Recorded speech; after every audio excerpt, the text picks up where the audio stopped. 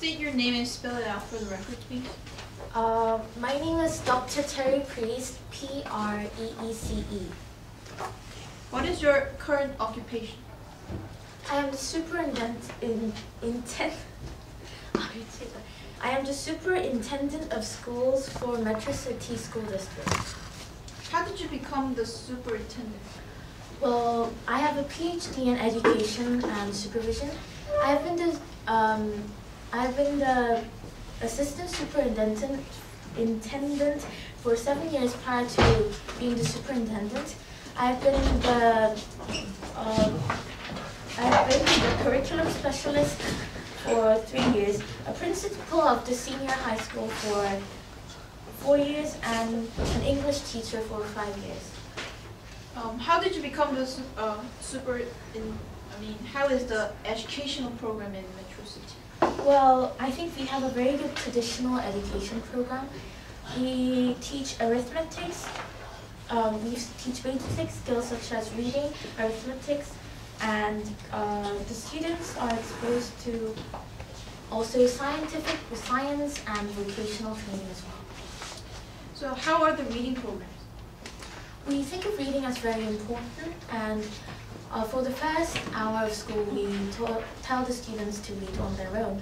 Also, we teach from the basic Basel Reader series from the elementary school, and we also teach the students in junior and senior high school to read independently because we think of reading as very important.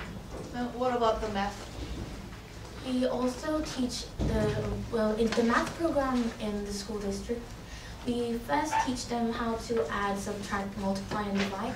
And in the advanced arithmetics classes, we also teach algebra and other high arithmetic skills. Do you know Chris Moss? Yes, I have heard of his. What do you think of him? Well, as the expert and the superintendent for the school district, I think of him as a very problematic student. What kind of things did you find problematic? Well, when Chris has been in the district for almost all his school life, and he was not a student like he was like he is now. When he was in elementary school, he attended school well. He almost never was absent from school. He attended this class as well and had fairly good grades. But as he graduated to middle school, high school, he started missing classes and wouldn't just come to school.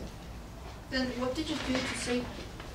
Well, because he was, in our school program, we give a report card to the parents, and we have informed his parents, or his mother, that he is failing his school grades. And whenever he missed a standardized test in high school, and we have told him to make up the school test in the next 30 days, but he wouldn't just make up.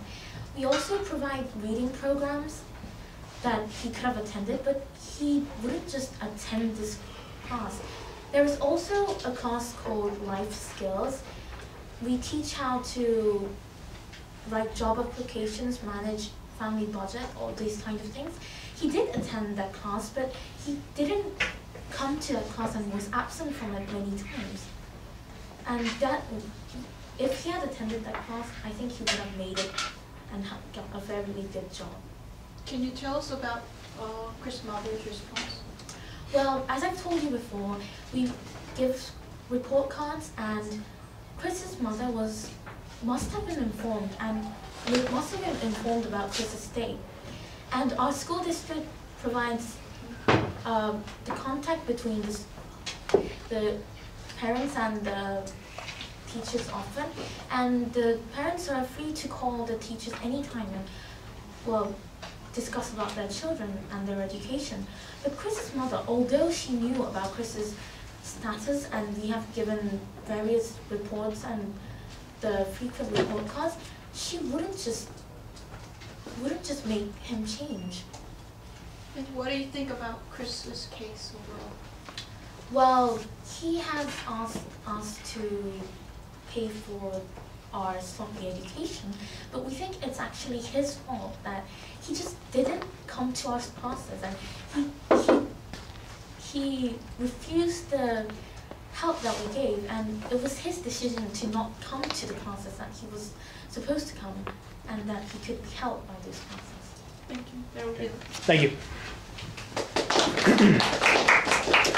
Okay, cross-examination.